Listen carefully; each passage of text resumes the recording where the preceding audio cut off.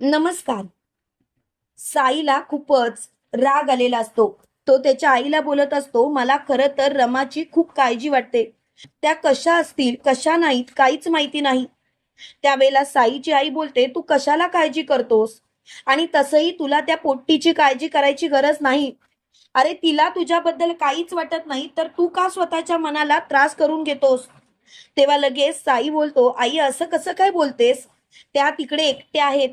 ती माही कशी आहे आपल्याला तर चांगलंच माहिती आहे ना. आई प्लीज जरा स्वतःच्या मनाला विचार, त्यांना काही त्रास झाला तर तर त्यांच्या सोबत कोण आहे आपल्याशिवाय? तेव्हा लगेच मोठ्यानी साईची आई बोलते, त्या पोट्टीला त्याचा विचार करायला नको. तू का विचार करतोस? आणि तसंही त्या पोट्टी सोबत न लागलेलंच बरं. मी तुला खरं सांगू का साई, तू प्लीज तिच्यापासून आहे ना लांबच राहा.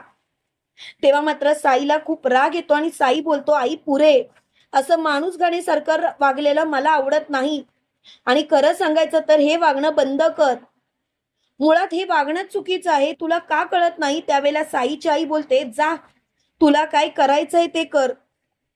मला तर या विषयावर बोलायचंच नाही. आणि खरं सांगायचं तर आता हा विषय बंद म्हणजे बंदच कर. प्रत्येक वेळेला जर का या विषयावर बोलत राहिलं तर नको ते होऊन बसेल. आणि मला तर आता हा विषयच नको आहे. काही झालं तरी लवकरात लवकर हा विषय बंद झाला पाहिजे. इकडे रमा स्वतःशीच म्हणत असते, काय करू मी, मलाच समजत नाही. पण मला काहीतरी केलं पाहिजे. मला तर समजतच नाही की काय करावं ते.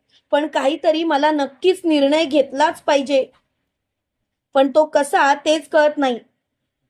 पण लवकरात लवकर मला नक्की विचार करायला पाहिजे. तेवढ्यात मात्र मोठ्यानी साई बोलतो, आता तर मी रमाच्या घरी जाणारच.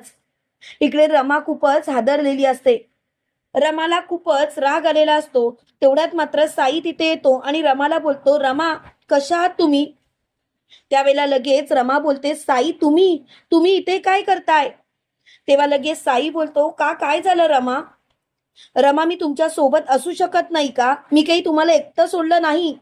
मी तुमच्या सोबत आहे रमा. तेव्हा रमा बोलते, साई ते मला कळलं, पण तुम्हाला उगाच इथे आल्यानंतर त्रास होऊ शकतो. तुम्हाला तर ती माही कशी आहे माहिती आहे ना. त्यापेक्षा तुम्ही इथून जा. तेव्हा लगेच साई बोलतो, रमा मी आता अक्षयशीच बोलणार आहे. जे काही होईल ते होईल, पण मी अक्षयशी बोलल्याशिवाय इथून कुठेही जाणार नाही. तेव्हा लगेच रमा बोलते, साई तुम्ही माझ्या सगळ्या सगळ्या गोष्टींवरती पाणी फिरवाल, प्लीज जा ना तुम्ही. तेव्हा लगेच साई बोलतो, माझ्यावरती विश्वास ठेवा रमा. मी काहीही तुमच्या कोणत्याच गोष्टीवरती पाणी फिरवणार नाही. प्लीज तुम्ही जर का विश्वास ठेवलात तर बरं होईल. तेव्हा लगेच मोठ्यानी रमा बोलते, काय करणार आहात तुम्ही साई? बोला, काय करणार आहात? नाही मला ऐकायचंच आहे. कारण तुमचं म्हणणं मला समजलंच पाहिजे. त्याशिवाय मी अजिबात ऐकणार नाही म्हणजे नाही. शेवटी साई बोलतो, रमा माझ्याकडे असा काही पुरावा आहे, जो पुरावा मी त्या अक्षयला दाखवेन आणि त्या अक्षयचे डोळे उघडतील.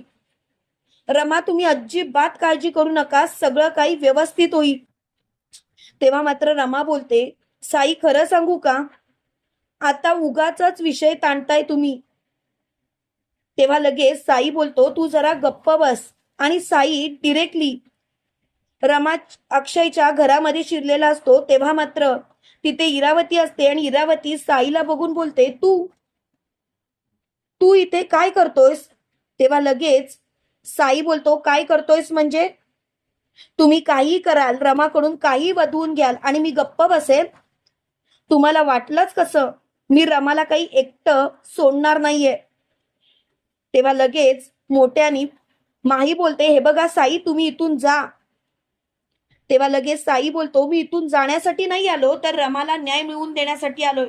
कुठे आहे तुझा नवरा? बोलव त्याला. म्हणजे तुझा नवरा नाहीच तो म्हणा, नाटक करतेस तू. तेव्हा लगेच अक्षय तिथे येतो आणि अक्षय बोलतो, साई साई तू इथे काय करतोस? त्यावेळेला साई बोलतो, अक्षय तुझं रमावरती प्रेम आहे ना रे? तेव्हा लगेच अक्षय बोलतो, का काय झालं? असं का प्रश्न विचारतोस? त्यावेळेला लगेच साई बोलतो, नाही विचारतोय कारण तुला तुझी रमा ओळखताच येत नाही. तुला जर का तुझी रमा ओळखता आली असती तर कदाचित तू असं वागलाच नसतास. तेव्हा मात्र मोठ्यानी अक्षय बोलतो, हे बघ साई, तू काय बोलतोयस ते मला कळत नाही. प्लीज जे काही असेल ते स्पष्टपणे बोल. मला स्पष्टपणे कळलं पाहिजे प्लीज. तेव्हा मात्र साई बोलतो, स्पष्टच बोलू? खरं स्पष्ट बोलू? मग स्पष्टच बोलतो. तू जे काही वागतोयस ना ते चुकीचं वागतोयस आणि मला तुझ्या या गोष्टीचा त्रास होतोय, कारण मला तुझी ही गोष्ट आवडलेलीच नाही. मुळात तुझं जे वागणं आहे ना ते चुकीचं आहे.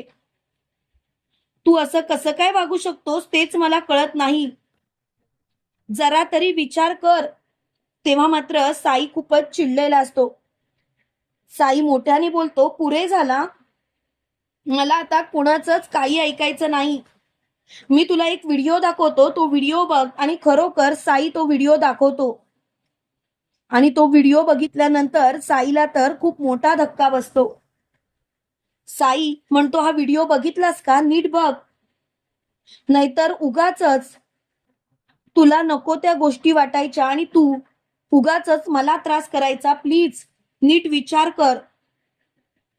तेव्हा मात्र साई खूप विचार करतो आणि म्हणतो, प्लीज हे सर्व थांबव आणि अक्षय हा फोटो बघ. तू जर का हा फोटो बघितलास तर बरं होईल.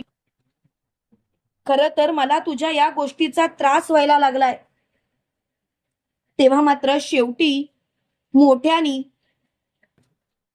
साई व्हिडिओ दाखवल्यानंतर अक्षयच्या पायाखालची जमीनच सरकते. अक्षय मोठ्याने बोलतो, बाप रे, म्हणजे माझी फसवणूक झाली. तर तेव्हा लगेच मोठ्याने सीमा बोलते, अक्षय, मी तुला सांगत होते ना कुठेतरी काहीतरी घोटाळा आहे, पण तू माझ्यावरती विश्वास ठेवत नव्हतास. बघितलं शेवटी काय होऊन बसलं ते. तेव्हा लगेच अक्षय बोलतो, काही असलं तरी सुद्धा मी कोणालाही माफ करणार नाही आणि मला तर आता कोणाशीही बोलायची इच्छाच राहिली नाही. जे काही चालू आहे ते खूपच भयानक आहे आणि त्यासाठी मी कोणालाही माफ करणार नाही म्हणजे नाही. तेव्हा मात्र ती खूपच चिडलेली असते. तिला खूपच राग आलेला असतो. ती मोठ्याने बोलते, पुरे झालं. आता तर मला या गोष्टी बाबतीत काहीच बोलायचं नाही. खरं सांगायचं तर हे जे काही चालू आहे ते खूपच भयानक चालू आहे आणि त्यासाठी मी अजिबात कोणालाही माफ करणार नाही म्हणजे नाही. आणि माझी तर आता कोणाशी बोलायची इच्छाच नाही. तेव्हा मात्र साई खूपच चिडलेला असतो. साई मोठ्याने बोलतो, प्लीज हे सर्व थांबवा. काय चाललंय तुमचं? कारण तुमचं जे काही चालू आहे ना ते खूप चुकीचं चालू आहे आणि प्लीज हे सर्व जर का थांबवलं तर बरं होईल. बघितलंस अक्षय ही किती खोटं बोलत होती तुझ्याजवळ. तेव्हा मात्र अक्षयला खूप मोठा धक्का बसतो. अक्षय म्हणतो, थँक्यू सो मच साई, तू मला हे सर्व सांगितलंस. खरंच मला खूप खूप मोठ्या ह्याच्यातून बाहेर काढलंस. तुम्हाला काय वाटतं मित्रांनो, आता तरी अक्षय खऱ्या रमाजवळ जाईल का? कमेंट करून नक्की कळवा आणि असेच मालिकेंचे नवनवीन अपडेट पाहण्यासाठी व्हिडिओला लाईक आणि चॅनलला सबस्क्राईब करायला विसरू नका. थँक्यू.